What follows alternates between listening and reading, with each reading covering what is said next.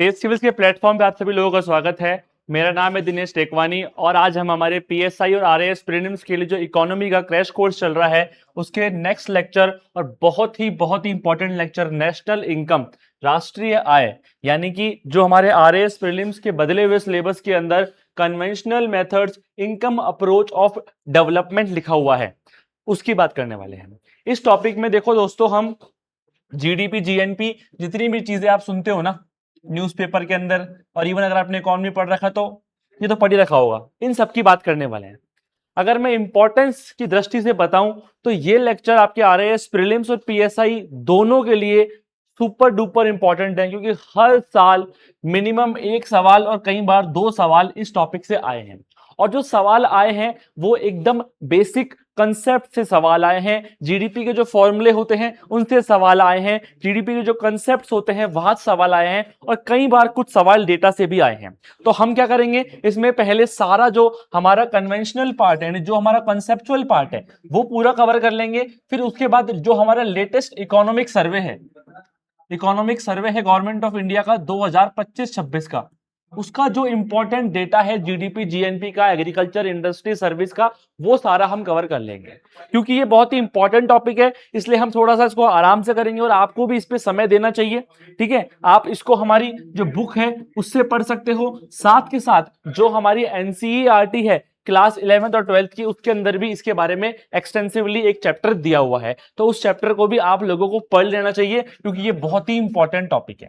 ठीक है, तो कोशिश मैं करूंगा कि एक बड़े लेक्चर में कवर कर लूं, फिर भी अगर मुझे लगा कि अगर इसमें दो लेक्चर करने की जरूरत है तो मैं इसको दो पार्ट में रिकॉर्ड कर दूंगा। ठीक है, तो अकॉर्डिंगली आप इसको पढ़ लीजिएगा, रट लीजिएगा, समझ लीजिएगा, पर इस चैप्टर में बिल्कुल भी आपको कुछ छोड़ने की जरूरत नहीं है, पूरा A to Z कवर करना है इसको। ठीक है, चलिए शुरू करते हैं। सबसे पहली चीज कि हमने, अगर मैं आरएएस के सिलेबस के अकॉर्डिंग बात करूं तो उन्होंने क्या लिख रखा है कि ग्रोथ और डेवलपमेंट को मापने के दो मेथड्स, कन्वेंशनल मेथड जिसको हम बोलते हैं इनकम अप्रोच, और एचडीआई मेथड। एचडीआई मेथड हम ऑलरेडी पढ़ चुके हैं, सारे एचडीआई के जो इंडेक्सेस हैं वो सब पढ़ चुके हैं। अब हम कन्वेंशनल मेथड, पारंपरिक पद्धतियों की बात करने वाले हैं, जिसमें हम जीडीपी, जीएनपी, एनएनपी, इन सब की बात करेंगे। तो सबसे पहले हमारा जो डिस्कशन शुरू होगा वो होगा जीडीपी से, सकल घरेलू उत्पाद, ग्रॉस डोमेस्टिक प्रोडक्ट। क्या होता है जीडीपी? ठीक है, बहुत ही सिंपल सी चीज है। किसी भी देश की जीडीपी का मतलब क्या है, उसमें कौन कौन से कंपोनेंट्स इंपॉर्टेंट है। पहली चीज, सकल घरेलू उत्पाद। जो जीडीपी होगी वो एक विशिष्ट समय अवधि की होगी, एक टाइम पीरियड की होगी। लेट्स से एक फाइनेंशियल ईयर की होगी, एक क्वार्टर की होगी। पहली बात समझ में आ गई? या तो भाई फाइनेंशियल 2024-25 की होगी, 25-26 की जीडीपी होगी, या फिर हो सकता है क्वार्टरली 3-3 महीने की हो। पहली बात, जीडीपी विशिष्ट समय अवधि की होती है। दूसरी बात, सबसे इंपॉर्टेंट बात, घरेलू क्षेत्र। उस देश के घरेलू सीमा क्षेत्र के अंदर। अब ये घरेलू सीमा क्षेत्र क्या होता है, डोमेस्टिक टेरिटरी क्या होती है, इसको हम आगे एक्सप्लेन करेंगे, पर अभी अब इतना समझ लो कि घरेलू सीमा क्षेत्र के अंदर एक निश्चित समय अवधि में सभी अंतिम वस्तुओं और सेवाओं, अंतिम वस्तुओं और सेवा के बाजार मूल्य का मौद्रिक माप है। जीडीपी में क्या क्या कंपोनेंट्स इंपॉर्टेंट है? पहली चीज, एक विशेष समय अवधि का होगा, उस देश की घरेलू सीमा क्षेत्र के भीतर का होगा, उसके सभी अंतिम वस्तुओं और सेवाओं का जो उस देश की घरेलू सीमा क्षेत्र के अंदर बन रही है, कौन बना रहा है उससे मतलब नहीं है कि वो हमारा नागरिक है, निवासी है, नहीं है, दैट डजंट मैटर। हमारी घरेलू सीमा क्षेत्र के अंदर जो भी वस्तुएं और सेवाएं बन रही है उनका अंतिम मूल्य, फाइनल आपका प्राइस। अब ये फाइनल प्राइस क्या होता है वो भी समझ लेंगे, घरेलू सीमा क्षेत्र भी समझ लेंगे, के बाजार मूल्य की मौद्रिक माप, यानी गैर मौद्रिक नहीं। अगर किसी चीज को हम पैसे में बता सकते हैं उसी को ही लेंगे, ऐसे नहीं हम बोल सकते हैं कि यार ये मेरे लिए बहुत वैल्यूएबल है, हाँ ये मेरे लिए इनवैल्यूएबल चीज है, वो जीडीपी में नहीं आएगी। ठीक है, जीडीपी में केवल मौद्रिक माप आएगी। ठीक है, अब हम एक एक टर्म का मतलब समझ लेते हैं। भाई सबसे पहले समझते हैं अंतिम वस्तु और सेवा क्या होती है। लेट्स से एग्जांपल लीजिए, एक किसान है, वो अपने खेत में टमाटर उगा रहा है। ठीक है, टमाटर उगाया उसने, 10 रुपए केजी के हिसाब से टमाटर बेच दिया। अब इसका प्रोसेसिंग हुआ, यहां पर ये हमने प्यूरी बना दी टमाटर की। ठीक है, फर्स्ट स्टेज पे हमने प्यूरी बनाकर अब आगे इसको मान लीजिए 15 रुपए किलो पर बेच दिया। ठीक है, फिर दूसरी फैक्ट्री के पास गया, इस सेकंड फैक्ट्री वाले व्यक्ति ने इसकी क्या बना दी, सॉस बना दी। टमाटर सॉस बना दी। अब इसने टमाटर सॉस को बेचा 70 रुपए किलो पे। तो जो आपका ये फाइनल प्रोडक्ट है सॉस, हम सिर्फ इसकी वैल्यू लेंगे, इस टमाटर की वैल्यू नहीं लेंगे, ये प्यूरी की वैल्यू नहीं लेंगे, सिर्फ अंतिम वस्तु और सेवा जो है, सिर्फ अंतिम एंड प्रोडक्ट जो यूजर को मिल रहा है, जो कंज्यूमर को मिल रहा है, उसकी वैल्यू लेंगे, मीडिएटरी गुड्स की वैल्यू नहीं लेंगे। ठीक है, अब इसको नापने के अलग अलग तरीके हैं, income method, value addition method, वो सब हम आगे पढ़ेंगे। मैं सिर्फ इतना बता रहा हूं कि अगर कोई अलग अलग स्टेज में वस्तु बन रही है तो सिर्फ एंड में जो उसका वैल्यू है उसको ही जीडीपी में काउंट किया जाता है, ये आपको पता होना चाहिए। दूसरी बात इन्होंने क्या बोल रखी है, दूसरी बात इन्होंने बोल रखी है घरेलू क्षेत्र, डोमेस्टिक एरिया। अब डोमेस्टिक एरिया से क्या मतलब है, सबसे पहले आपके देश की राजनीतिक सीमा के अंदर जो भी चीज आ रही है, जो आपने इंडिया का मैप देखा है, अंडमान निकोबार वगैरह सब मिलाकर, उसके अंदर कुछ भी सामान बन रहा है वो इसमें आ जाएगा। दूसरी चीज एक्सक्लूसिव इकोनॉमिक जोन, ये क्या होता है, विशिष्ट आर्थिक क्षेत्र। देखिए जो वर्ल्ड का समुद्र है ना, उसको लेकर यूएन क्लॉज के अलग अलग रूल्स बने हुए हैं। उसके अंदर एक रूल है, वो ये कहता है कि जो आपके देश की समुद्री सीमा है, इससे 200 नॉटिकल माइल तक का जो समुद्र है, that is your EEZ, exclusive economic zone है। इसमें जो भी इकोनॉमिक एक्टिविटीज होंगी उस पे आपका अधिकार है। यानी इस इकोनॉमिक ईईजेड पे कोई भी फिशरिंग, कोई भी मतलब मत्स्यन हो रहा है, कुछ भी चीज हो रही है, कोई भी उत्खनन हो रहा है, वो सारा जो इकोनॉमिक वैल्यू है वो आपके जीडीपी में काउंट होगा। ठीक है, आपकी राजनीतिक सीमा में नहीं आता है ये, लेकिन आपके इकोनॉमिक टेरिटरी में आता है, इसलिए काउंट होगा। फिर आपके दूतावास और वाणिज्यिक दूतावास, जो आपकी एम्बेसीज और कॉन्सुलेंट्स होते हैं दूसरे देशों में, ठीक है, उसके अंदर कोई भी एक्टिविटी हो रही है, जो हम यूएसए के अंदर हमारी एम्बेसी है, ठीक है, और जो कॉन्सुलेट है, एम्बेसी और कॉन्सुलेट में क्या अंतर होता है, एम्बेसी जो होती है ना, वो किसी दूसरे देश के जनरली सिर्फ और सिर्फ राजधानी में स्थित होती है और राजनीतिक काम देखती है, जबकि कॉन्सुलेट्स जो होती है वो दूसरे देश के अलग अलग शहरों में भी स्थित हो सकती है, जो जनरली वाणिज्य काम यानी कॉमर्शियल एक्टिविटीज देखती है। इन दोनों के अंदर जो भी इकोनॉमिक एक्टिविटी हो रही है, जो भी जनरेशन हो रहा है, वो सारा हमारी जीडीपी में है, क्योंकि वो हमारी सीमा क्षेत्र में आता है। हवाई जहाज और नौकाएं, इंडिया का कोई हवाई जहाज है वो जा रहा है दुबई, तो उसके अंदर कोई भी आप सैंडविच खरीद रहे हो तो भी क्या होगा, वो हमारी जीडीपी में काउंट होगा। ठीक है ना, क्योंकि वो हमारा हवाई जहाज है। सिमिलरली हमारी कोई नौका है, हमारा कोई जहाज है, वो किसी और दूसरे देश में जा रहा है, उसमें जो भी इकोनॉमिक एक्टिविटी हो रही है वो सब हमारे देश के जीडीपी में काउंट होगा। ठीक है, घरेलू क्षेत्र की डेफिनेशन समझ में आ गई। ठीक है, अंतिम वस्तु और सेवा समझ में आई गया था। अब इसके बाद एक इंपॉर्टेंट पॉइंट जिसमें सवाल और बन सकता है कि कौन कौन सी ऐसी एक्टिविटीज हैं जो कि जीडीपी में काउंट नहीं होती हैं। ठीक है, क्या क्या काउंट नहीं होगा। पहली चीज इनकम इनइक्वालिटी, आय असमानताएं जो हमारे देश के अंदर अलग अलग हैं, ठीक है, उसको लेकर कोई भी चीज हो रही है वो आपकी जीडीपी में काउंट नहीं होगी। गैर आर्थिक गतिविधियां, जैसे कि आपके घर में जो वुमेन्स हैं वो आपको जो है खाना बना रही है, हमारी माताएं, हमारी बहनें, जो भी हमारा अनपेड वर्क है, वो सब जो है वो जीडीपी में काउंट नहीं होता। ये एक अलग डिबेट है मेंस की कि वो जीडीपी में काउंट होना चाहिए या नहीं होना चाहिए, लेकिन कोई भी गैर आर्थिक गतिविधि जिसपे कोई मौद्रिक चीज, कोई भी पैसा इन्वॉल्व नहीं है, वो सब जो है वो जीडीपी में काउंट नहीं होगा, क्योंकि ये केवल मौद्रिक माप है। ठीक है, इसके बाद ब्लैक मनी, काले धन के अंदर जो भी ट्रांजेक्शन हो रहे हैं, कोई प्लॉट है, डीएलसी 10 लाख रुपए है, बिक रहा है 50 लाख का, 40 लाख रुपए जो है वो ब्लैक मनी में जा रहा है, 10 लाख रुपए जो है वो व्हाइट मनी में जा रहा है, तो जीडीपी में ओनली 10 लाख रुपीस काउंट होगा, बाकी 40 लाख काउंट नहीं होगा, क्योंकि उसकी अकाउंटिंग ही नहीं हुई। तो जो भी ब्लैक मनी है वो सब इसमें काउंट नहीं हो पाता है। पर्यावरणीय लागत, एनवायरमेंटल कॉस्ट, मान के चलिए कि आपने कोई इकोनॉमिक एक्टिविटी करी, इसकी वजह से आपके पर्यावरण को नुकसान हुआ, ठीक है, उस सारे पर्यावरण का जो भी नुकसान हो रहा है वो पर्यावरण लागत जो है वो जीडीपी में शामिल नहीं होती। बाद में एंड में हम ग्रीन जीडीपी का कॉन्सेप्ट पढ़ेंगे, वहां पर हम इसको वापस समझेंगे कि जीडीपी में से ये पर्यावरण लागत अगर हम माइनस कर देंगे तो जो जीडीपी बन के आएगी दैट इज ग्रीन जीडीपी, हरित जीडीपी, वो बाद में पढ़ेंगे। अभी आप सिंपल समझो, सिंपल जीडीपी में पर्यावरण लागत शामिल नहीं होती। वस्तु विनिमय में कोई भी व्यापार हो रहा है कि चलो यार तू मेरे से 1 किलो गेहूं ले ले और 2 किलो चावल दे दे, वो सारा व्यापार इसमें शामिल नहीं होगा। क्यों? क्योंकि मौद्रिक पैसा शामिल नहीं हुआ, सिर्फ मौद्रिक माप है। अवसर लागत, अपॉर्चुनिटी कॉस्ट, अपॉर्चुनिटी कॉस्ट क्या होती है? अपॉर्चुनिटी कॉस्ट का मतलब यह है कि मान के चलिए आपके पास 2 ऑप्शंस थे कि ये मेरी जमीन है, इस जमीन को मैं किराए पे दे दूं या फिर मैं खुद खेती कर लूं। 2 ऑप्शन थे ना, मान के चलिए आपने सिलेक्ट किया कि मैं इस पे खुद खेती करूंगा, तो इसका मतलब क्या हुआ कि इस जमीन से जो किराया आने वाला था, लेट से 10,000 रुपए, अगर इस जमीन पे 10,000 रुपए किराया आने वाला था, वो आपने ऑप्शन सेलेक्ट नहीं किया, तो 10,000 रुपए जो है ये इस जमीन की अपॉर्चुनिटी कॉस्ट हो गई, आपके इस डिसीजन की अपॉर्चुनिटी कॉस्ट हो गई कि आपने उस अवसर को छोड़ के इस पॉइंट को सिलेक्ट किया है, इसलिए 10,000 रुपए आपको नहीं मिलेंगे। ये जो अपॉर्चुनिटी कॉस्ट है ये भी जीडीपी में शामिल नहीं होती। कैसे होगी? ये इकोनॉमिक एक्टिविटी हुई नहीं है तो होगी कैसे? ठीक है।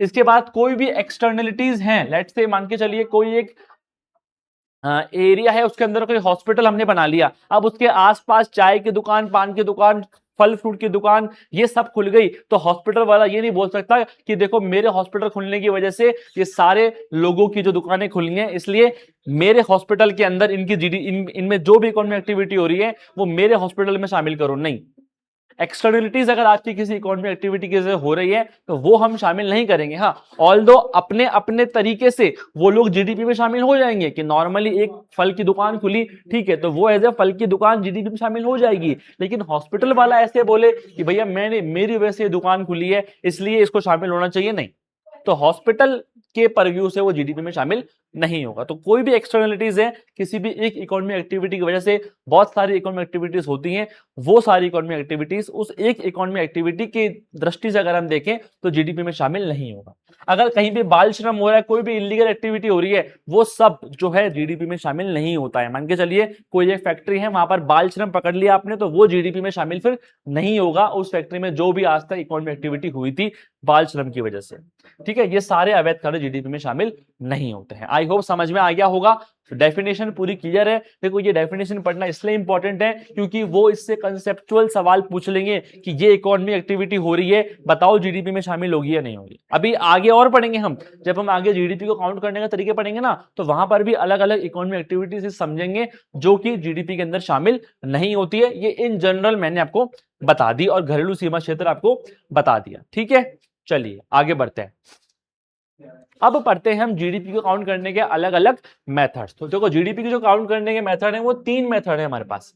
पहला है हमारा आय विधि, दूसरी है व्यय विधि और तीसरी है उत्पाद विधि। ठीक है, आय, व्यय और उत्पाद, इन 3 तरीकों से आप जीडीपी को किसी देश के काउंट कर सकते हो। जब मैं बोल रहा हूं आय विधि, इनकम विधि, इसका मतलब क्या है कि जो भी अलग अलग फैक्टर्स ऑफ प्रोडक्ट हैं, उन सबकी जो भी इनकम है उन सबको मैं जोड़ लूं तो क्या मिल जाएगा मुझे? इनकम मेथड से किसी एक देश की जीडीपी मिल जाएगी। अब आप बोलोगे सर ये उत्पादन के कारक कौन कौन से होते हैं? तो दोस्तों इकोनॉमी के अंदर ना उत्पादन के 4 कारक जो है वो पहचान किए गए हैं, दैट इज भूमि, श्रम, पूंजी और उद्यमशीलता। देखो आप सोचो, कोई भी एक फैक्ट्री लगनी है तो क्या चाहिए आपको? लैंड चाहिए, उस पर काम करने वाली लेबर चाहिए, करने के लिए इन्वेस्टमेंट चाहिए, और जो आपका एंटरप्रेन्योर है उसकी एंटरप्रेन्योरशिप चाहिए, तभी तो वो फैक्ट्री चलेगी। तो 4 चीजों से उत्पादन होता है इकोनॉमी के अंदर। ठीक है, भूमि, पूंजी, श्रम, उद्यमशीलता। अब ये जो चारों लोग कमाते हैं उस इनकम को अगर मैं जोड़ दूं तो क्या हो जाएगा? हमारा हो जाएगा जीडीपी आय विधि से। ठीक है, ये क्या है? फैक्टर्स ऑफ प्रोडक्शन है, इसलिए इसको जोड़ने से जो जीडीपी मिलेगी उसको हम बोलेंगे जीडीपी एट फैक्टर कॉस्ट, कारक लागत पर जीडीपी। अब देखते हैं भूमि के बदले में क्या मिलता है भैया? भूमि के बदले में रेंट मिलता है, किराया मिलता है। श्रम के बदले में श्रमिक को क्या मिलता है? सर वेजेस मिलते हैं, मजदूरी मिलती है। जो भी कैपिटल इन्वेस्ट की जाती है उसके बदले में मिलेगा आपको इंटरेस्ट। ठीक है, और जो एंटरप्रेन्योर होता है, वो एंटरप्रेन्योर जो अपना दिमाग लगाता है, अपनी एफर्ट लगाता है, उसके बदले में उसको मिलता है प्रॉफिट। तो भूमि, श्रम, पूंजी, उद्यमशीलता, और उसके बदले में मिलता है किराया, मजदूरी, ब्याज और लाभ। यानी इन चारों को अगर मैं जोड़ दूं, WIPR, ठीक है, इसको शॉर्ट में याद करने का तरीका है WIPR। इस WIPR को अगर मैं जोड़ दूं तो मेरा फैक्टर कॉस्ट पे जीडीपी आ जाएगा। ठीक है, तो फैक्टर कॉस्ट पे जीडीपी कैसे आएगा? वेजेस, इंटरेस्ट, प्रॉफिट, रेंट, इन चारों को हम जोड़ देंगे तो कारक लागत पर जीडीपी आ जाएगा, क्योंकि ये उत्पादन के कारक है। ठीक है, चलिए इसके बाद सबसे इंपॉर्टेंट बात, जहां से 2026 वाले पेपर में भी सवाल आया कि अब जीडीपी को आपने कारक लागत पर निकाल लिया, पर मुझे एक बात बताओ, कोई भी जब प्रोडक्ट बन रहा है तो क्या उस प्रोडक्ट की जो कॉस्ट है उसमें यही सब कॉस्ट आ रही है? उस प्रोडक्ट को बनने के लिए जहां वो बन रहा है वो जमीन का किराया, ठीक है, जो लोग उसको बना रहे हैं उनकी मजदूरी, जो जिसने पैसा लगाया है उसका इंटरेस्ट, और जो एंटरप्रेन्योर है उसका एंटरप्रेन्योरशिप का लाभ। ठीक है, इसके अलावा कुछ नहीं होता क्या? क्या मार्केट में इसी प्राइस पे जाती है वस्तु? जी नहीं सर, इस प्राइस पे वस्तु नहीं जाती है। उस वस्तु के ऊपर लगता है इनडायरेक्ट टैक्स। ठीक है, उस पर लगता है अप्रत्यक्ष कर, और कई कई ऐसी चीजें हैं जिन पे देती है गवर्नमेंट सब्सिडी। लेट से कुछ सिलेंडर हैं जो कि उज्ज्वला योजना वाले हैं, उस पे गवर्नमेंट सब्सिडी देती है। ठीक है, तो मार्केट प्राइस में चलो सब्सिडी क्या करना पड़ेगा, हमको माइनस करना पड़ेगा, और जो टैक्स लगा उसको जोड़ना पड़ेगा। इसलिए क्या होता है दोस्तों, जीडीपी एट मार्केट प्राइस जब हम निकालते हैं तो फैक्टर कॉस्ट में हमें इनकम टैक्स को तो जोड़ना पड़ता है, और सब्सिडीज जो है वो माइनस करना पड़ता है। ये इनकम टैक्स नहीं है, इनडायरेक्ट टैक्स है। ठीक है, ये इनडायरेक्ट टैक्स से गलती से लिख गया है, यहाँ पे सही लिखा हुआ है। ठीक है, तो इनडायरेक्ट टैक्स को जोड़ना पड़ता है और सब्सिडीज को माइनस करना पड़ता है। या फिर आप एक तरीके से ऐसे ही बोल सकते हो कि जो ये इनडायरेक्ट टैक्सेस माइनस सब्सिडी है ना, इसको आप नेट इनडायरेक्ट टैक्सेस बोल लो। यानी कि जो भी सरकार टैक्स लगा रही है और सब्सिडी दे रही है उसका एक नेट रिजल्ट निकाल लो, उसको आप जोड़ सकते हो, तो आपका जीडीपी एट फैक्टर कॉस्ट से जीडीपी एट मार्केट प्राइस निकल जाएगा। मान के चलिए आपने इतना एग्जाम में पढ़ लिया और एग्जाम में वो इस फॉर्मूले को उल्टा करके पूछ लेता है। उल्टा करके कैसे पूछ लेता है, वो ऐसे बोलता है कि जीडीपी एट फैक्टर कॉस्ट कैसे मिलेगी मुझे जीडीपी एट मार्केट प्राइस से। ये सवाल 2026 में पूछा उसने। तो बहुत आसान है सर, मैथ्स में जैसे हम करते हैं, इस माइनस वाले को यहां ले जाऊंगा, सॉरी प्लस वाले को यहां ले जाऊंगा, माइनस का हो जाएगा, तो माइनस इनडायरेक्ट टैक्सेस और सब्सिडीज ये प्लस हो जाएंगी। बस इतना सा दिमाग लगाना है एग्जाम में। ये फॉर्मूले आपको हर जगह पढ़ाए जाएंगे। अब उसने उल्टा फॉर्मूला पूछ लिया, फिर भी हम गलती कर रहे हैं एग्जाम में, तो वो आपकी कमी है। ठीक है, इतना जनरल अवेयरनेस हमें एग्जाम को अटेम्प्ट करते हुए रखना है, और ये सारी प्रैक्टिस हम टेस्ट सीरीज में करेंगे। जैसे कि सेम सवाल हमने अपने क्यूबिट में 250 क्वेश्चन वाले में भी कराया था। ठीक है, तो वहां अगर आपने प्रैक्टिस कर ली होगी तो आपने सवाल आराम से कर लिया होगा। अगर आप रट के गए होंगे कि plus indirect tax minus subsidy, plus indirect tax minus subsidy, तो आप गलत करके आए हो। तो रटना नहीं है, ये सारे फॉर्मूलों को समझना है, क्योंकि आरपीएससी इसमें घुमा फिरा के क्वेश्चन पूछ सकती है। ठीक है, चलिए आगे बढ़ते हैं। अब नेक्स्ट चीज, आय विधि मेरी कंप्लीट हो गई। अब मैं बात करता हूं व्यय विधि से, एक्सपेंडिचर मेथड से। इसका मतलब क्या हुआ, जैसे मैंने सभी लोगों की आय जोड़ ली, अगर मैं जितने एक्सपेंडिचर इस इकोनॉमी में हो रहे हैं उन सबको जोड़ दूंगा तो क्या हो जाएगा, व्यय विधि से मेरी जीडीपी आ जाएगी। तो मुझे बताओ कौन कौन से एक्सपेंडिचर होते हैं। तो देखो दोस्तों, 4 तरह के एक्सपेंडिचर होते हैं। पहला एक्सपेंडिचर जो आप लोग कर रहे हो कोई भी चीज को कंज्यूम करने में, कंजम्पशन एक्सपेंडिचर, उपभोग व्यय, जिसको हम सी बोलते हैं। दूसरा एक्सपेंडिचर जो है वो कोई निवेशक, कोई इन्वेस्टर कर रहा है किसी भी चीज में इन्वेस्ट करके। ठीक है भाई, एक तो कंजम्पशन कर लिया आपने, कोई सामान जाके खरीद लिया, 2 रुपए की टॉफी खरीद ली, तो वो तो कंजम्पशन हो गया। आप किसी कंपनी में इन्वेस्ट कर रहे हो, पैसा तो वहां भी खर्च हो रहा है आपका, तो वो इन्वेस्टमेंट एक्सपेंडिचर हो गया। इसके अलावा कौन खर्चा करता है इकोनॉमी में, सर खर्चा करती है गवर्नमेंट, तो गवर्नमेंट का एक्सपेंडिचर हो जाएगा। कंजम्पशन एक्सपेंडिचर जो हम सबका है, इन्वेस्टर का और गवर्नमेंट का। इसके अलावा भी कुछ इकोनॉमी में होता है क्या, जी हाँ सर, कुछ सामान हम बाहर से भी तो मंगाते हैं और कुछ सामान हम यहां से बाहर भी बेचते हैं, यानी कि एक्सपोर्ट और इंपोर्ट। नेट एक्सपोर्ट चाहिए सर मेरे को। ठीक है, नेट एक्सपोर्ट चाहिए, एक्सपोर्ट माइनस इंपोर्ट कर दूंगा तो मेरा व्यय विधि से सारा काम आ जाएगा। ठीक है, व्यय विधि से मेरी सारी चीजें हो जाएंगी, इसलिए इसका फॉर्मूला याद कर लो आप, CIG plus X minus M. ठीक है, CIG यानी consumption expenditure, investment expenditure, government expenditure, फिर नेट एक्सपोर्ट, जिसमें एक्सपोर्ट माइनस इंपोर्ट कर लूंगा तो क्या आ जाएगा मेरा, एक्सपेंडिचर मेथड से जीडीपी आ जाएगा। That's it. एक्सपेंडिचर मेथड में बहुत ज्यादा डिटेल में हमें जाने की जरूरत नहीं है। ठीक है, इनकम मेथड से सवाल बटेंगे ज्यादा संभावना होती है। इसके बाद एक और तरीका है, वो है प्रोडक्ट मेथड, उत्पाद विधि, या फिर इसको हम बोलते हैं value added method. Value added यानी कि मूल्य वर्धित मेरे। वैल्यू एडेड का मतलब क्या होता है, शुरू में हमने एग्जांपल समझा था, हमने क्या बोला था, 10 रुपए का टमाटर, ठीक है, इसने बेचा, इसने बनाई प्यूरी, इसने बेचा 20 का, इसने बनाई सॉस, इसने बेचा 70 का। ठीक है, यहां पर कुछ था ही नहीं, पहली बार कोई चीज जनरेट हुई है, तो यहां वैल्यू एडिशन पूरा 10 का 10 का हो गया। इस व्यक्ति ने क्या करा, 10 रुपए की चीज इसके पास आई, इसने 20 रुपए की बना दी, यानी 20 माइनस 10 रुपीज का इसने वैल्यू एडिशन किया। इस तीसरे व्यक्ति ने क्या किया, इस 20 रुपए की चीज को 70 रुपए का बना दिया, यानी कि 50 रुपए का वैल्यू एडिशन कर दिया।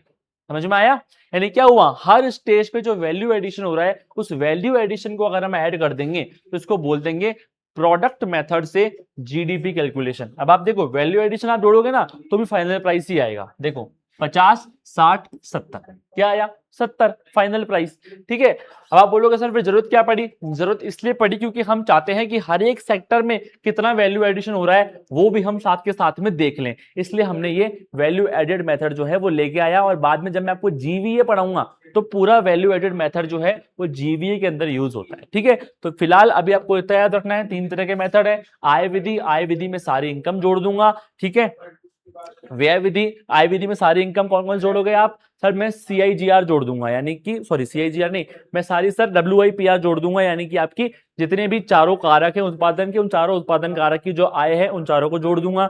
मेरे पास फैक्टर कॉस्ट पे जीडीपी आ जाएगी। फिर मार्केट प्राइस पे निकालने के लिए मुझे इनडायरेक्ट टैक्स को जोड़ना है, सब्सिडीज को माइनस करना है। आय विधि का काम खत्म। व्यय विधि के अंदर 4 तरह के व्यय होते हैं सर। कंजम्पशन एक्सपेंडिचर होता है सर, इन्वेस्टमेंट एक्सपेंडिचर होता है सर, गवर्नमेंट का एक्सपेंडिचर होता है और नेट एक्सपोर्ट्स होते हैं। उन चारों को जोड़ने से क्या आ जाएगा मेरे पास? व्यय विधि से आपकी जीडीपी आ जाएगी। फिर वैल्यू एडेड का मतलब क्या है? हर एक स्टेज पर जो भी वैल्यू एडिशन हो रहा है उन सबको जोड़ने से वैल्यू एडेड मेथड से मेरे पास जीडीपी आ जाए। ठीक है, अब इसके बाद एक और बात जो आपसे मुझे करनी है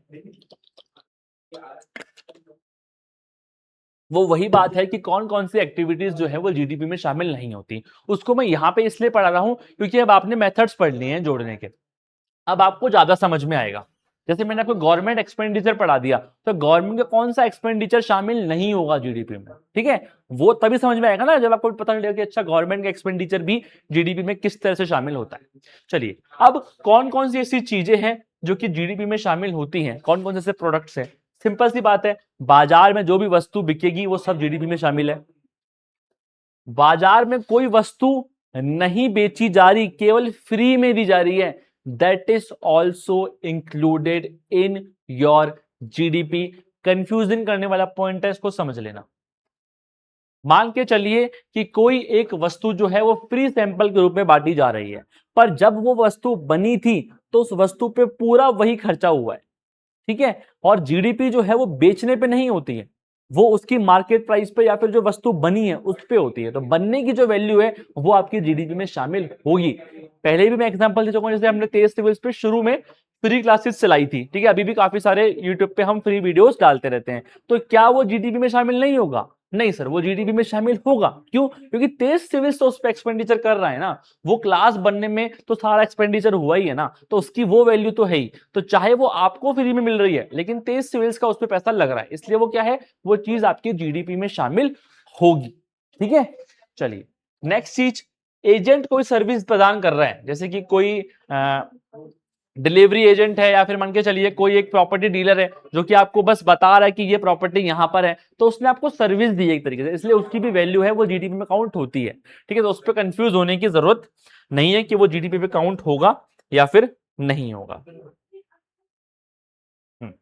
ठीक है, अब इससे भी ज्यादा इंपॉर्टेंट है कौन कौन सी वो इकोनॉमिक एक्टिविटीज हैं जो कि जीडीपी में शामिल नहीं होंगी। होने वाली में तो ये फ्री वाली इंपॉर्टेंट थी जो पता होनी चाहिए थी। ठीक है, जिसपे कंफ्यूजन हो सकता है। अब कौन सी वस्तुएं या कौन सी इकोनॉमिक एक्टिविटीज जीडीपी में शामिल नहीं होंगी? कोई भी परचेस और सेल हो रहा है सेकंड हैंड आइटम्स का, जैसे सेकंड हैंड कार आप खरीद रहे हो, बेच रहे हो, जीडीपी में शामिल नहीं होगी। क्यों? क्योंकि जब वो कार ओरिजिनली बनी थी, बिकी थी, तब वो जीडीपी में शामिल हो चुकी है। अगर वो दोबारा बिक रही है उसको भी अगर हम शामिल कर देंगे तो डबल काउंटिंग हो जाएगी भाई। हमें तो देखना है कितनी वस्तुएं और सेवाएं बनी, उसकी वैल्यू चाहिए मेरे को। ठीक है, इसलिए जीडीपी में सेकंड हैंड वस्तुएं शामिल नहीं होती हैं। ठीक है, कोई भी पुरानी वस्तु दोबारा बिक रही है, खरीद रही है, वो शामिल नहीं होगा जीडीपी में। ठीक है, हाँ देखो मेरी बात समझो, मान के चलिए कि ट्रू वैल्यू वाला है। अब वो ट्रू वैल्यू वाला जो है वो कार खरीदने बेचने पे अपना 10,000 रुपए कमीशन बताता है, तो वो 10,000 रुपए शामिल होगा जीडीपी में। क्यों? क्योंकि एजेंट की सर्विस शामिल है। लेकिन वो जो कार की वैल्यू है 2 लाख, 2.5 लाख, 5 लाख रुपए, वो शामिल नहीं होगी, क्योंकि जब वो कार नई बिकी थी शोरूम से तब उसमें जीडीपी की वैल्यू हम शामिल कर चुके हैं। ठीक है, क्लियर है? ओके।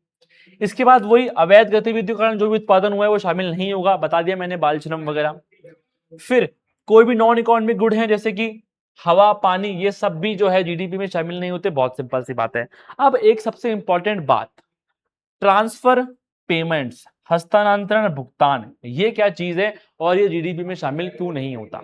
देखिए हस्तांतरण भुगतान क्या होता है, गवर्नमेंट जो है वो जो अपने सिटीजन्स को, गवर्नमेंट अपने सिटीजन्स को ऐसी कोई भी लाभ दे रही है, ऐसा कोई भी एक तरफा लाभ दे रही है जिसके बदले में वो कोई सेवा नहीं ले रही, जैसे वो आपको विधवा पेंशन योजना दे रही है, वो आपको बेरोजगारी भत्ता दे रही है, ये सब चीजें जो हैं दोस्तों जीडीपी में शामिल नहीं होती है। ठीक है, क्यों? क्योंकि इसमें कोई इकोनॉमिक एक्टिविटी नहीं हो रही है, गवर्नमेंट सिर्फ एक एड दे रही है आपको।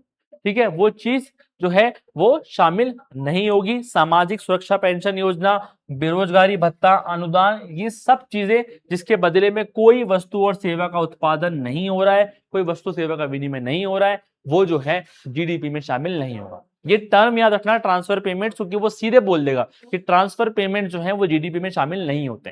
ठीक है, इस तरह से वो बोल सकता है।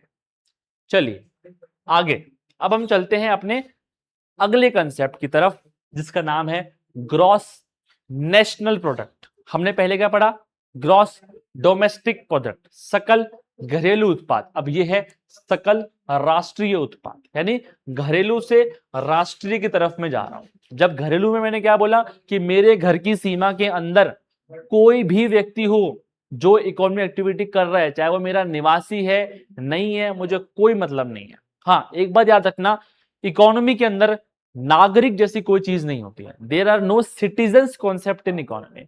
इकोनॉमी में जो कॉन्सेप्ट होता है वो रेसिडेंट का होता है। ठीक है, पहले आप ये समझ लो सिटीजन और रेसिडेंट में क्या अंतर होता है।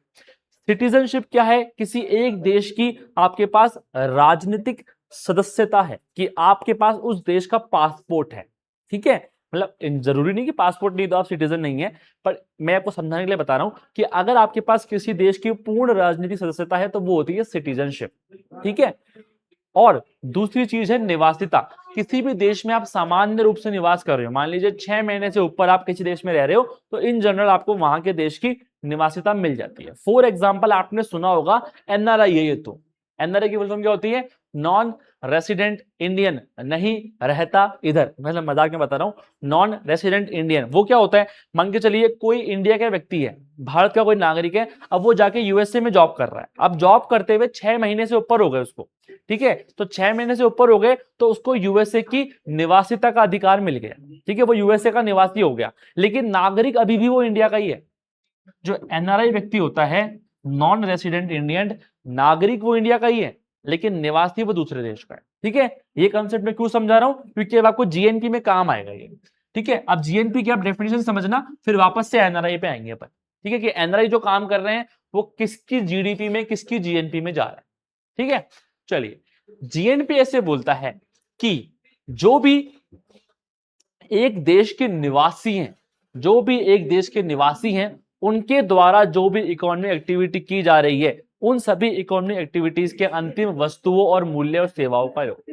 यानी यहां पर वो घरेलू सीमा क्षेत्र नहीं बोल रहा है, वो बोल रहा है किसी देश के निवासी। अब हो सकता है कि वो हमारे देश के अंदर कमा रहे हो सकता है कि वो किसी और देश में जाके कमा रहे हो। लेट से कोई एक व्यक्ति है, उसका व्यापार चल रहा है यूएसए से, वो यूएसए में माल बनवाता है और जो है वहां से कहीं पे बेच देता है। तो अगर वो उस व्यक्ति की स्वामित्व में कंपनी है, ठीक है, और वो भारत का ही निवासी है, तो वो भारत के जीएनपी में शामिल होगा। समझ रहे हो, भारत के जीएनपी में शामिल होगा, नेशनल प्रोडक्ट में। लेकिन जब मैं जीडीपी बोलूंगा, क्योंकि वो सामान तो बना है उसके घरेलू सीमा क्षेत्र में, तो वो यूएसए की जीडीपी में शामिल होगा। ठीक है, सेम अगर मैं लोगों के एग्जांपल से बात करूं, मान के चलिए कोई एक इंडिया का व्यक्ति है, अब वो यूएसए में जाके जॉब कर रहा है। जब तक वो वहां का निवासी नहीं बना, उसको अभी 1 महीना 2 महीना ही हुआ है काम करते हुए, तो जो भी वो सैलरी कमा रहा है, जो भी वो अर्निंग कर रहा है, वो सब इंडिया की जीएनपी में हो रही है। ठीक है, इंडिया के ग्रॉस नेशनल प्रोडक्ट में हो रही है। लेकिन जिस दिन वो यूएसए का निवासी बन गया, नागरिक नहीं, जिस दिन वो यूएसए का निवासी बन गया, उसको 6 महीने पूरे हो गए, फिर जो भी क्राइटेरिया है यूएसए में निवासिता का वो पूरा हो गया, उसके बाद वो जो भी सैलरी अर्न करेगा वो सब यूएसए की जीएनपी में काउंट होगा, क्योंकि ग्रॉस नेशनल प्रोडक्ट में निवासी टर्म इंपॉर्टेंट है, नागरिक नहीं। इसलिए हम क्या बोलते हैं कि जीएनपी की जो फॉर्मूला है वो है GDP plus net factor income from abroad. अब ये क्या है, net factor income from abroad मतलब ये है कि कितना पैसा बाहर के निवासी हमारे देश से कमा के लेके जा रहे हैं और कितना पैसा हमारे देश के निवासी बाहर के देशों से कमा के लेके आ रहे हैं, उसका अगर मैं सब्ट्रैक्शन कर दूं, उसका मैं अगर नेट अमाउंट निकाल दूं, तो क्या हो जाएगा मेरा, उसको मैं जीडीपी में जोड़ दूंगा और मेरे पास क्या आ जाएगा, जीएनपी आ जाएगा। यानी कि जो हमारे लोग बाहर पैसा कमा के ला रहे हैं, हमारे निवासी, नागरिक नहीं निवासी, ठीक है, जो हमारे निवासी बाहर पैसा कमा के ला रहे हैं उसको जोड़ दो, और जो बाहर के निवासी हमारे यहां से पैसा कमा के लेके जा रहे हैं उसको माइनस कर दो, तो क्या आ जाएगा, हमारा जीएनपी आ जाएगा। और इसमें स्पेसिफिकली याद रखना एनआरआई की इनकम शामिल नहीं होती, क्योंकि सवाल तो यहीं से बनेगा। वो ऐसे ही बोलेगा निम्न में से कौन कौन सी जो चीजें हैं वो जीएनपी में शामिल होती हैं, उसमें आपको वो फर्स्ट पॉइंट, सेकंड पॉइंट और थर्ड पॉइंट में लिख देगा कि एनआरआई जो पैसा कमा रहे वो शामिल नहीं होगा हमारी जीएनपी में, वो उसी देश के जीएनपी में शामिल हो। ठीक है, चलिए अब थोड़ा और डिफरेंस अगर आपको समझना है जीडीपी और जीएनपी के अंदर, तो ये एक समझ सकते हो आप। देखो जीडीपी के अंदर फोकस किस पे है, घरेलू सीमा क्षेत्र पे है, यानी भौगोलिक स्थान पे है, जबकि जीएनपी पे फोकस किस पे है, निवासियों पे है, ठीक है, व्यक्ति पे है।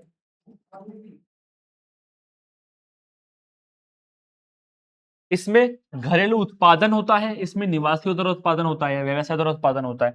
एग्जाम्पल है, चाइना में अमेरिका का कारखाना है तो वो चाइना के जीडीपी में शामिल होगा, क्यों, क्योंकि उसके भौगोलिक एरिया क्षेत्र में है। लेकिन क्योंकि जो उस कारखाने का स्वामित्व है वो अमेरिका के कोई निवासी व्यक्ति के लिए है, इसलिए जब हम जीएनपी की बात करेंगे तो वो अमेरिका में शामिल हो जाएगा। सेम एग्जाम्पल है जो मैंने यहाँ पे आपको इंडिया में बोल के बताया था। ठीक है, ओके, ये मुझे समझ में आ गया। अब एक स्टेप आगे बढ़ते हैं, जीडीपी और जीएनपी में रिलेशन समझ में आ गया, GDP plus net factor income from abroad. अब एक नया टर्म समझते हैं, ठीक है, वो है नेट।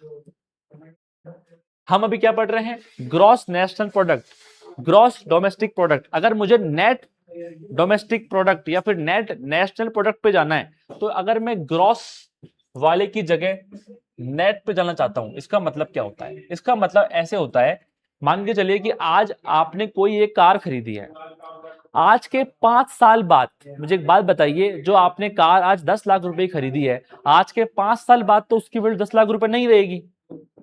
क्यों, क्योंकि उसका क्या हो जाएगा, डेप्रिसिएशन हो जाएगा। ठीक है, क्या हो जाएगा, उसका मूल्य ह्रास हो जाएगा, 5 साल बाद उसका वियर एंड टेयर हो जाएगा। अकाउंट्स में भी आपने ये कॉन्सेप्ट पढ़ा होगा। तो जो वियर एंड टेयर होगा, तो 5 साल बाद, जो ये 5 साल के अंदर जितना भी ये वैल्यू कम हुआ, जब 5 साल बाद हम किसी देश की जीडीपी देखना चाह रहे हैं या फिर उस देश के अंदर कितना आर्थिक उत्पादन है वो देखना चाह रहे हैं, तो हम ये चाहेंगे ना कि एक्चुअल पिक्चर मेरे पास आए। ठीक है, एक्चुअल पिक्चर कब आएगी, जब मैं इस डेप्रिसिएशन को उसमें से माइनस कर दूंगा जो एक्चुअल वैल्यू थी। तो वही चीज है, देखो ग्रॉस से जब हम नेट पे जाते हैं तो मतलब क्या होता है कि हम सारी वस्तुओं पे जितना डेप्रिसिएशन हुआ है उसको माइनस करके देख रहे हैं कि आज की तारीख में इस चीज की क्या वैल्यू है। ठीक है, तो ग्रॉस से नेट पे जाने के लिए क्या करना होगा, आपको डेप्रिसिएशन माइनस करना होगा। तो नेट नेशनल प्रोडक्ट क्या होता है, gross national product minus depreciation. और ये फॉर्मूले याद रखने का एक ही तरीका है, आप एक एक वर्ड को याद रखो। जैसे आपने याद कर लिया कि फैक्टर कॉस्ट से मार्केट प्राइस पे जाने के लिए plus indirect tax minus subsidy. दूसरा वर्ड याद कर लो, ग्रॉस से नेशनल पे जाने, ग्रॉस से नेट पे जाने के लिए माइनस डेप्रिसिएशन। ठीक है, ग्रॉस डोमेस्टिक, डोमेस्टिक से नेशनल पे जाने के लिए plus net factor income from abroad. ऐसे अलग अलग याद करोगे ना, फिर आप सवाल आराम से कर लोगे। अभी हम एक सवाल भी करके देख लेंगे। ठीक है, ओके, अब सिमिलर बताओ, अगर मैं वही फॉर्मूला यहां बनाने की कोशिश करूं जो मार्केट प्राइस से फैक्टर कॉस्ट वाला है, आराम से बन जाएगा। NNP eight market price, net national product eight market price निकालना है, तो एनएनपी एट फैक्टर कॉस्ट में से इनकम टैक्स जोड़ दूंगा, सब्सिडी माइनस कर दूंगा। ये हम पहले ही समझ चुके हैं। यानी दो फॉर्मूले को एक साथ लगा सकते हैं, बिल्कुल सर लगा सकते हैं, उसमें कौन सी बड़ी बात है। ठीक है, तो एनएनपी एट फैक्टर कॉस्ट समझ में आ गया आपको, एनएनपी एट मार्केट प्राइस समझ में आ गया। तो अब आपको ये चीज समझ में आ गई कि हमने कैसे ग्रॉस नेशनल प्रोडक्ट करा, कैसे ग्रॉस डोमेस्टिक करा, कैसे नेट किया। अब आपके जो सिलेबस का टॉपिक था नेशनल इनकम, राष्ट्रीय आय, सर इन सब फॉर्मूले में से राष्ट्रीय आय कौन सी है, तो देखो राष्ट्रीय आय पे आप पहुंच चुके हो, जो आपको रट के याद रख लेना है। क्या याद रखना है, नेशनल इनकम क्या होती है, NNP at factor cost. NNP at factor cost is national income, कारक लागत पर सकल राष्ट्रीय उत्पाद आपकी राष्ट्रीय आय होती है। ठीक है, और इसका फॉर्मूला कभी पूछ ले आपसे तो आराम से निकाल देंगे सर। एनएनपी और एमपी में से इनडायरेक्ट टैक्स को वहां भेज देंगे तो माइनस का हो जाएगा और सब्सिडी जो है वो प्लस की हो जाएगी। ठीक है, आराम से हो जाएगा। फिर पर कैपिटा इनकम निकालनी हो तो कैसे निकलेगी सर? प्रति व्यक्ति आय, सिंपल सी बात है, जो आपका नेशनल इनकम है उसमें आप पॉपुलेशन को डिवाइड दे दो। कैसे निकालते हैं हम? प्रति व्यक्ति आय या फिर कोई भी चीज का पर प्रति निकालना होता है, मैथ्स कहते हैं तो क्या करते हैं हम? टोटल में से डिवाइड दे देते हैं। तो net national income divide by population आपका पर कैपिटा इनकम हो जाएगा या पर कैपिटा नेशनल इनकम हो जाएगा। ठीक है, ओके। अब चलते हैं आगे। अब ये जो चीजें हैं ना, ये आपको जो ये पर्सनल इनकम और personal disposable income in general इतना यूज नहीं आता है, लेकिन क्योंकि ये एनसीईआरटी में ऐसे कैसे दिए हुए हैं इसलिए इनके फॉर्मूलों को हम याद कर रहे हैं। क्योंकि अगर आरपीएससी को पेपर हार्ड बनाना हुआ तो वो personal income, personal disposable income, इनमें से सवाल पूछेगा। ठीक है, क्योंकि जीडीपी जीएनपी सबने याद कर ही ली है, जो याद नहीं किया है वो ये वाला एरिया है। ठीक है, तो हम समझते हैं क्या होता है। अब आप समझो कि व्यक्तिगत आय, क्या नया कॉन्सेप्ट आ गया सर? व्यक्तिगत आय का मतलब यह है कि जो पैसा एक इंडिविजुअल के पास आ रहा है। ठीक है, अगर आप एक इंडिविजुअल हो तो किन किन जगहों से पैसा आपके पास आ रहा है, दैट इज पर्सनल इनकम। अब पर्सनल इनकम का फॉर्मूला कैसे बनता है?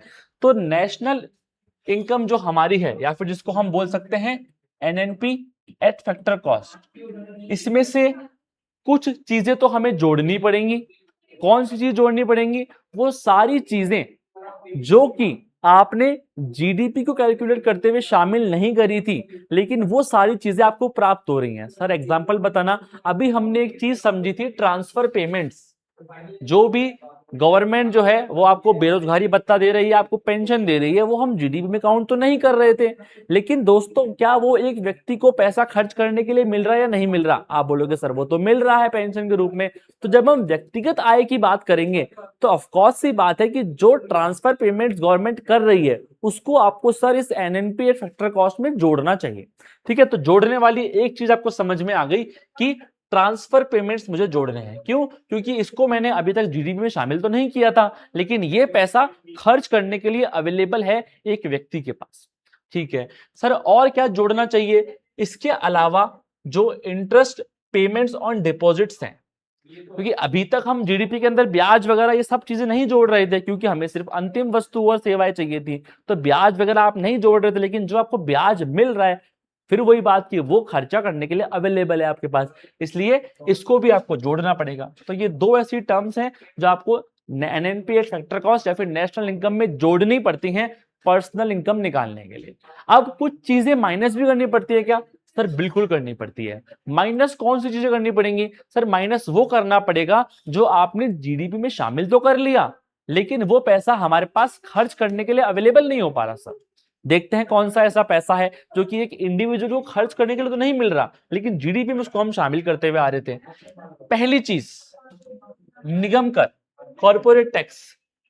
ठीक है, आप बोलोगे सर इनकम टैक्स क्यों नहीं लिया आपने? इनकम टैक्स इसलिए नहीं लिया क्योंकि इनकम टैक्स कब भरोगे आप? आपके पास वो पैसा आ गया, आपकी इनकम में शामिल हो गया, उसके बाद आप टैक्स भरोगे।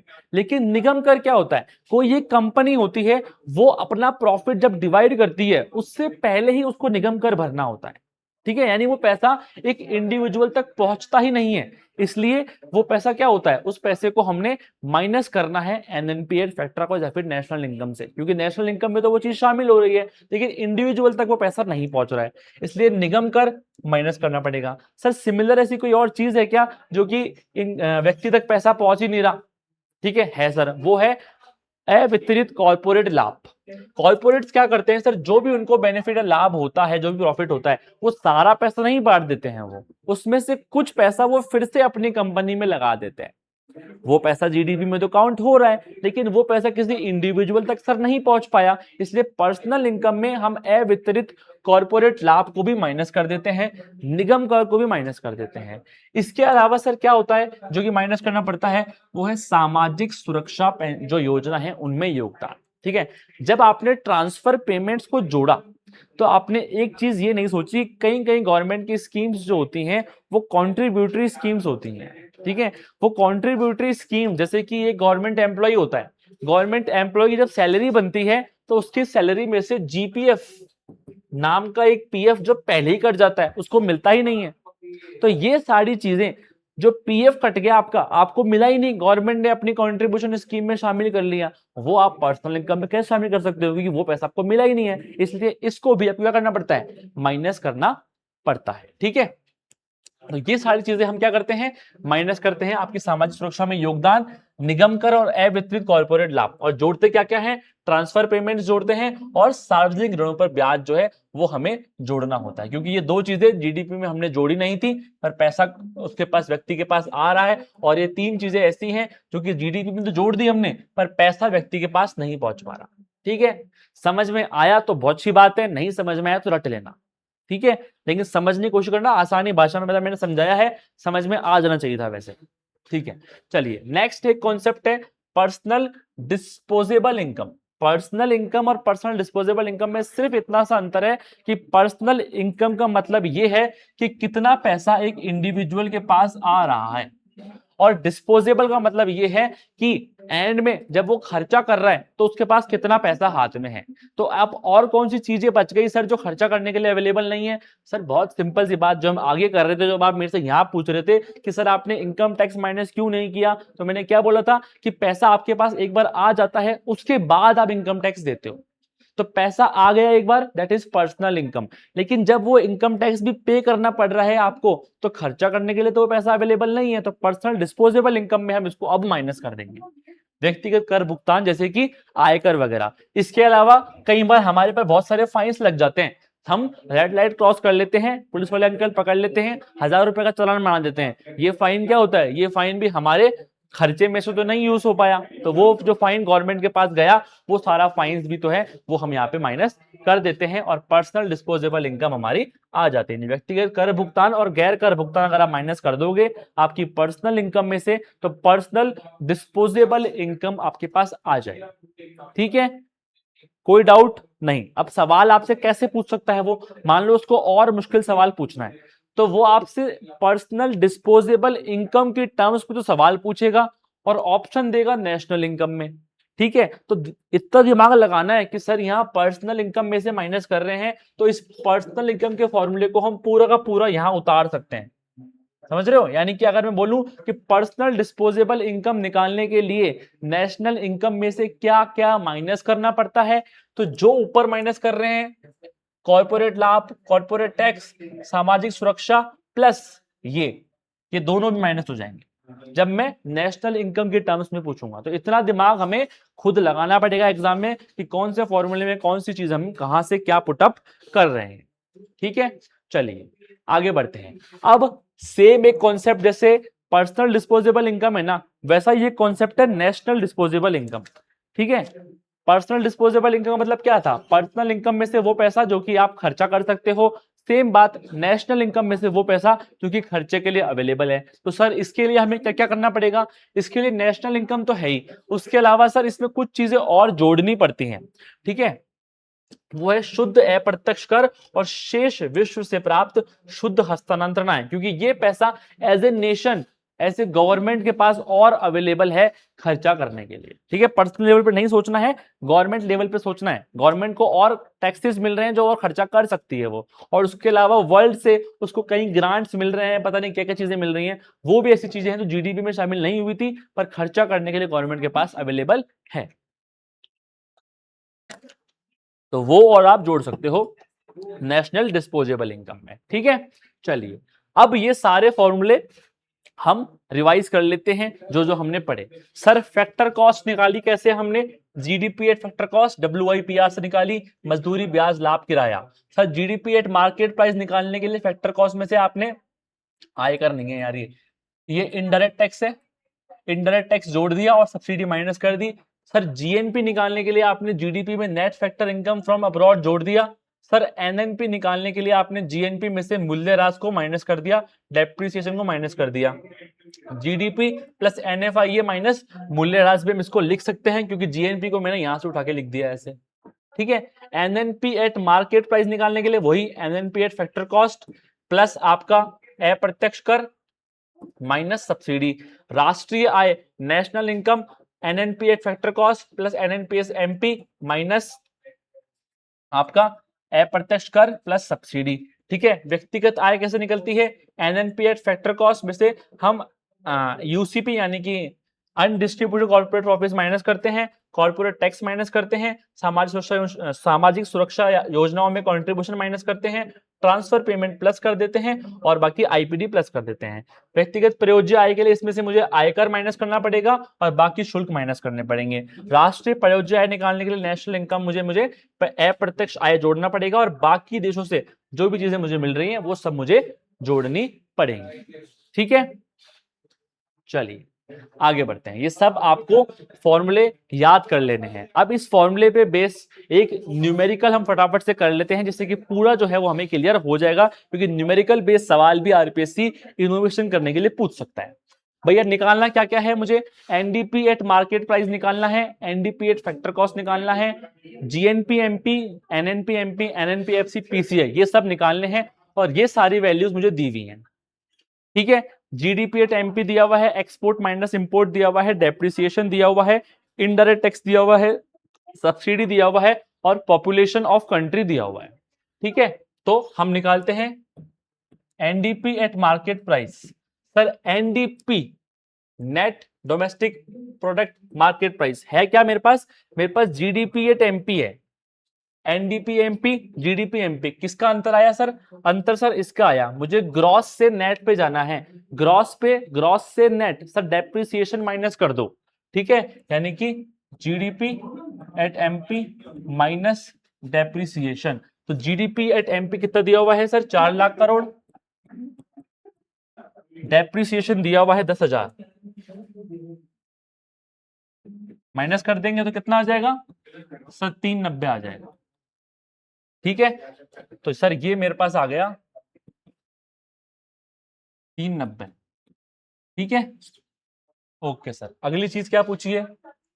अगली चीज पूछी है मेरे से NDP at FC, NDP at factor cost. Sir market price पे निकाल चुका हूं मैं, तो एनडीपी एट एफसी निकालने के लिए क्या करेंगे? Minus indirect tax plus subsidy. ठीक है, माइनस इनडायरेक्ट टैक्स कितना है भाई? इनडायरेक्ट टैक्स प्लस सब्सिडी 5,000, तो कितना आ जाएगा? 395। ठीक है, तो यहां लिख देता हूं सीधे, ये जो एग्जांपल है ये आरबीएससी की बुक में दिया हुआ है, वहां से उठाया है मैंने। इसमें से कोई भी एक क्वेश्चन पूछ सकता है वो, और ये क्वेश्चन अगर आप खुद कर लोगे ना तो वैसे भी कोई डाउट नहीं आएगा, आपको सारे फॉर्मूले याद हो जाएंगे। इसलिए ये क्वेश्चन जब मैं करवा रहा हूं तो पहले खुद ट्राई करना है, ऐसे नहीं कि बैठ के बस देख रहे हो। ठीक है, क्वेश्चन कर लोगे तो फॉर्मूला अपने आप याद हो जाएगा। फिर जीएनपी एट एमपी निकालना है सर। क्या है सर मेरे पास? जीडीपी एट एमपी है, डोमेस्टिक है सर मेरे पास, और मुझे नेशनल निकालना है। तो net factor income from abroad जोड़ देंगे सर। ये 4 लाख है और ये आपकी आ गई एक्स माइनस एन 10,000 रुपए, तो 4,10,000 रुपए ये हो जाएगा। NNP at MP, sir GNP MP निकाल दी, एनएनपी निकालना है। ग्रॉस से नेट डेप्रिसिएशन माइनस कर देंगे, 10,000 माइनस कर देंगे तो क्या आ जाएगा? 4 लाख आ जाएगा वापस। ठीक है, NNP at FC net national product at factor cost, तो एनएनपी एट एमपी है मेरे पास। ठीक है सर, निकाल दूंगा मैं। एनएनपी एस एफसी बराबर NNP MP minus indirect tax plus subsidy. ठीक है, 10,000 और सब्सिडी है आपकी 5, तो 395 हो गया।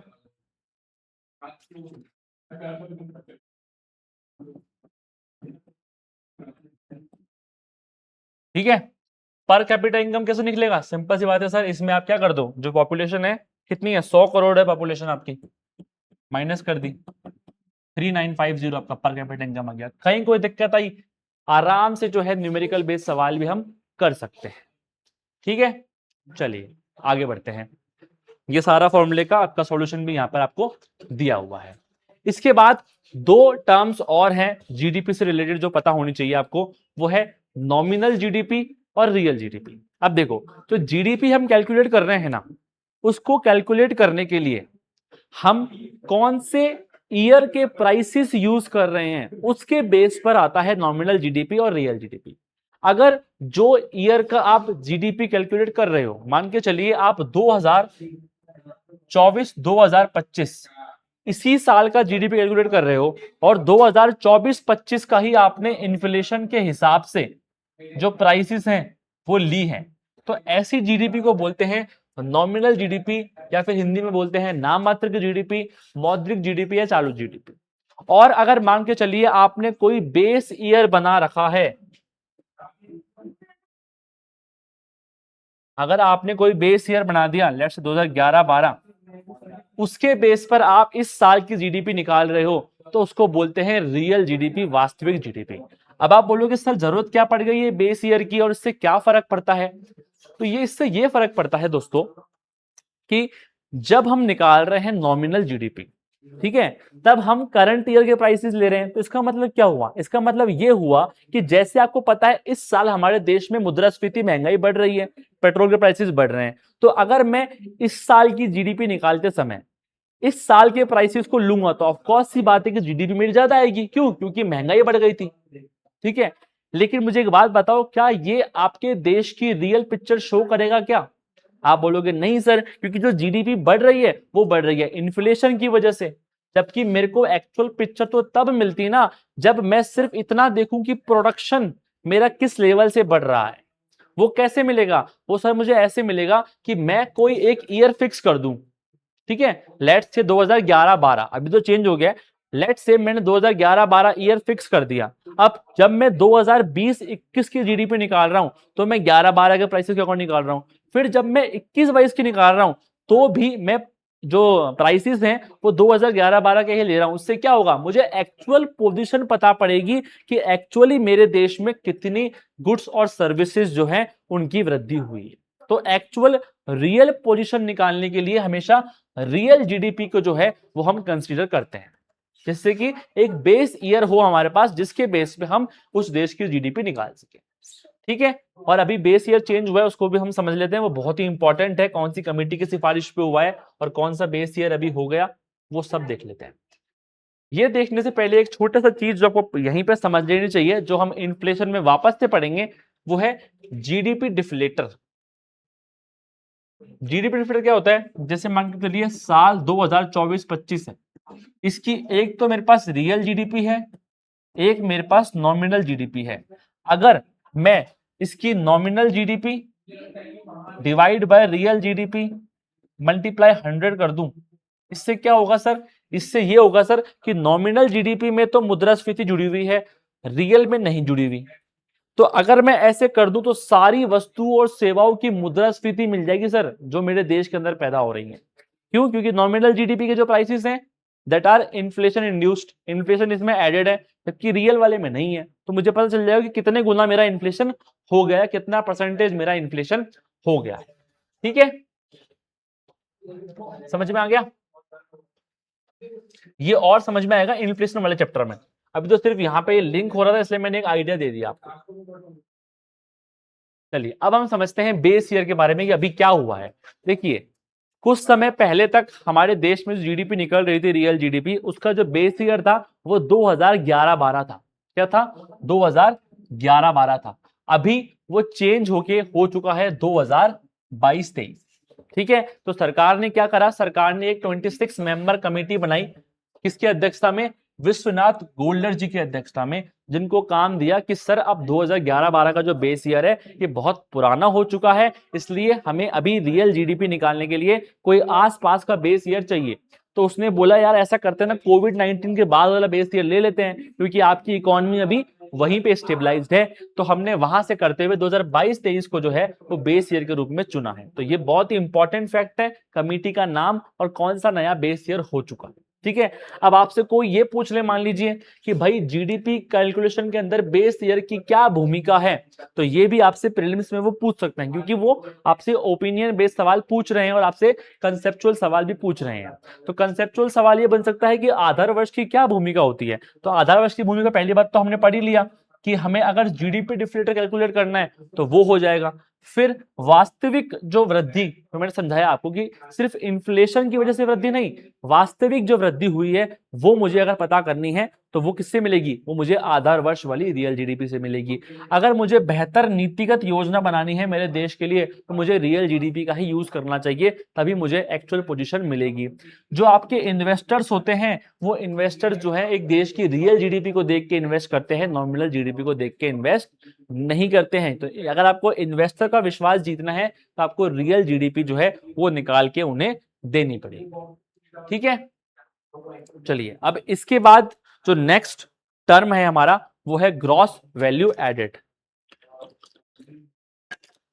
ये और समझ लेते हैं, फिर जो हमारा करंट अफेयर्स वाला पोर्शन है वो हम नेक्स्ट लेक्चर में कर लेंगे। ठीक है, जीवीए क्या है और ये जीडीपी से किस तरह से अंदर अलग है। ग्रॉस वैल्यू एडिशन क्या बोल रहा है वो, वैल्यू एडिशन। तो जो जीडीपी का हमने एक थर्ड तरह का तरीका समझा था, मूल्य संवर्धन विधि, ये मान के चलिए वही है ये। यानी ये क्या करता है, ये जीडीपी की तरह अंतिम वस्तु और सेवाओं के मूल्य को नहीं लेता है, ये केवल हर एक सेक्टर के द्वारा, चाहे वो एग्रीकल्चर सेक्टर हो, इंडस्ट्री हो या फिर हो आपका सर्विस सेक्टर, तो हर एक सेक्टर के द्वारा जो वैल्यू ऐड किया गया है उस वैल्यू ऐड को काउंट करते हुए उस सेक्टर स्पेसिफिक जीडीपी या फिर सेक्टर स्पेसिफिक जीवीए को काउंट करता है। तो जीवीए क्या है, पहली बात अंतर क्या है कि सिर्फ वैल्यू एडिशन लेगा। दूसरी बात, जीडीपी पूरे देश की इकोनॉमी की होती है, जीवीए पर्टिकुलर सेक्टर का होता है। ठीक है, तो आर्थिक उत्पादकता की माप है जो कि मध्यवर्ती आगतों के मूल्य को घटाने में प्राप्त होता है या फिर सिर्फ आपका वैल्यू एडिशन से प्राप्त होता है। अब जीवीए और जीडीपी के अंदर भी यहां पर आपको एक्सप्लेन किया हुआ है अंतर। अब इसके बाद क्या है कि फॉर्मूले के अंदर इनमें रिलेशन कैसे बनता है वो समझो।